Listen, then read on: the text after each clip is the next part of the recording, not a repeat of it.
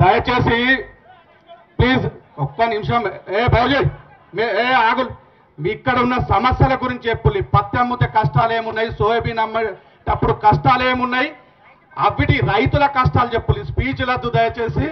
కేటీఆర్ గారు సార్ మీరు వస్తున్నారని నిన్న ఇంటెలిజెన్స్ ద్వారా తెలుసుకున్నారో ఎట్లనో కానీ కలెక్టర్ ఈ మార్కెట్ యార్డ్లకు రైతుల్ని రానియకుండా అసలు మార్కెట్ యార్డ్నే బంద్ పెట్టిండు సార్.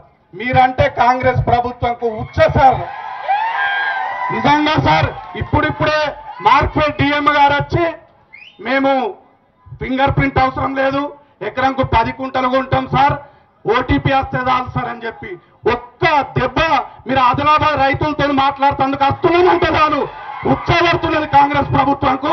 నిజంగా సార్ మీరు రైతులకు ఈ విధంగా వెన్నుదన్నుంటే రైతులు తప్పకుండా బాగుపడతారు. దయచేసి మన సమస్యల గురించే చెప్పుల్లి.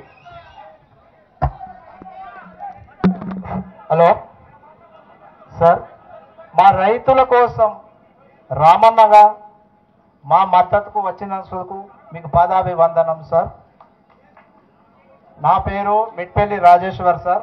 మాది జైనత్ మండలం లక్ష్మీపూర్ గ్రామం సార్. మొన్న 13-14 తేదీ రోజు సార్ నా తోటి మిత్రుడు హెడావ్ దీపక్ అనే రైతు, మామూలు రైతు సార్, 56 క్వింటాల్ల పత్తి నిల్వ చేసుకున్నాడు.